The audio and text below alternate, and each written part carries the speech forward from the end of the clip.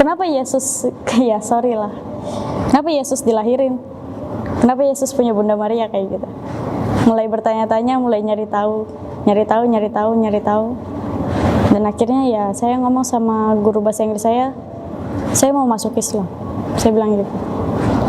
Ya udah, akhirnya guru bahasa Inggris saya ngobrol ke orang tua, dan mama saya setuju karena memang mama kan Islam, tapi murtad.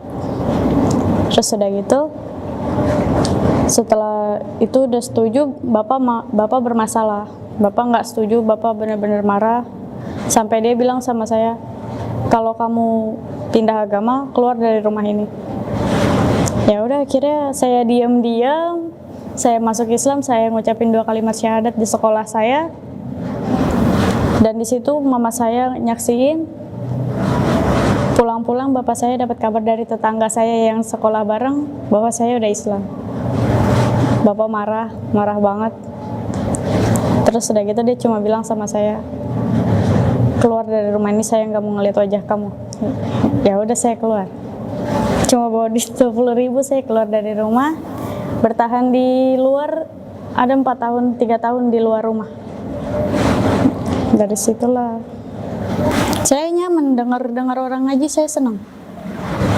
Terus yang satu lagi, saya dikasih tahu sama guru bahasa Inggris saya bahwa Tuhan itu yang nggak dilahirkan dan nggak melahirkan, Tuhan itu Esa. Dan itu yang bikin saya yakin. Setelah itu ya, setelah saya di sekolah, saya berhenti karena disuruh keluar kan. Cuma setelah saya keluar dari rumah, saya keluar bawa pakaian sekolah saya. Saya nginep di rumah teman saya. Sampai saya lulus sekolah, saya nginep di rumah teman saya. Pas mau masuk ke SMK juga, saya pulang daftar SMK karena name saya keluar kan. Dan untuk daftar sekolah baru itu kan harus ada orang tua. Saya pulang, akhirnya masuk sekolah SMK dengan agama baru, agama Islam. Ya udah, orang tua udah ikhlas, sudah ngebolehin. Cuma abang-abang yang masih nggak ridho. Abang masuk Islam atau SMP kelas 2. Pas SMK, pas baru masuk, abang nggak ridho, abang udah nggak pernah mau biayain lagi. Ya, walaupun sekolah ibaratnya saya ada sedikit lah buat sekolah gitu kan, abang nggak mau biayain lagi karena biaya buat produksi buat jurusan saya gitu waktu itu. Akhirnya saya bilang sama bapak sama mama, saya mau ulangan, mau naik kelas, saya mau bikin film pendek.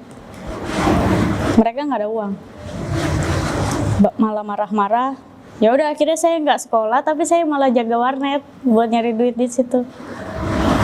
Jaga warnet, nggak sekolah 2 minggu, dapat SP 1, saya nggak masuk lagi. Terus SP 2, mama mulai nelponin saya, saya mau keluar, aku bilang gitu. Saya nggak mau sekolah lagi. Buat apa saya sekolah, aku bilang gitu. Ya udah, akhirnya saya nggak sekolah deh. Saya yang mengundurkan diri, saya datang ke sekolah, saya mengundurkan diri, saya bilang gitu. Marah, benci, nggak nganggap saya lah. Mereka ngediemin saya, kayak nganggap saya nggak ada. Ya, saya di rumah pun saya kayak nggak ada orang asing gitu. Nggak ada ditawarin makan atau apapun, biasa aja. Dan saya pun juga, oke, up to you, terserah. Yang penting ini pilihan saya cuma begitu. Saya udah dewasa, saya udah haid, saya udah balik, ini hak saya. Yang dosa saya, karena di dalam Islam itu saat sudah menstruasi, sudah balik, kamu udah dewasa, bisa nentuin pilihan sendiri, lain kayak Kristen. Dari situlah saya pegang teguh, ya udah. Dan lama-lama saya ngaji, saya belajar ngaji, saya pergi sholat maghrib ke musola. Mama ngeliat, dan dia mau ngajarin saya Iqra. Mama ngajarin saya Iqra diam-diam sampai bapak marah. Akhirnya berhenti, nggak belajar lagi. Kalau respon tetangga ya awal-awal ya sinis sih, karena memang tetangga saya rata-rata Kristen. Rata-rata, kenapa sih? Kayak ibaratnya, ini orang tuanya Kristen kok anaknya sendiri yang beda, kayak gitu. Pandangan sinis lah. Terakhir komunikasi sama keluarga, alhamdulillah udah baik-baik aja sampai sekarang. Buat keluarga saya Terima kasih udah ikhlas, terima kasih udah ridho. Walaupun itu butuh waktu yang panjang sih buat mereka ngerelain anaknya beda agama. Saya cuma minta, kalau memang itu pilihan agama kalian, silahkan jalanin yang benar. Saya nggak mau maksa. Waktu itu saya searching di itu sih Kak, ngelihat dari Facebook ada pesantren kayak gitu. Dan saya di rumah pun nggak ngapa-ngapain, saya udah nggak kerja, saya udah di rumah aja ibaratnya pas corona ini. Dan akhirnya, kenapa saya nggak belajar agama aja, gitu. Buat apa saya di rumah juga cuma nyusahin ibaratnya. Ya udah saya searching, ada yang ngasih tahu lah, ada yang infoin. Coba cek YouTube-nya Naba TV. Dari situ saya cek-cekin semua orang-orang Naba, anak-anak santrinya, yang laki-lakinya juga saya lihat-liatin. Saya tertarik dan akhirnya saya hubungin Ustadz Naba.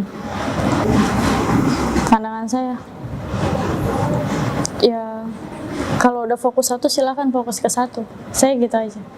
Mereka mau ngomong apa, saya nggak peduli, karena lebih baik kalian cari tahu dulu ilmunya, cari tahu dari ceramah-ceramah. Kalaupun emang kalian nggak bisa baca Quran, sama kayak saya juga kan awalnya nggak bisa baca Quran.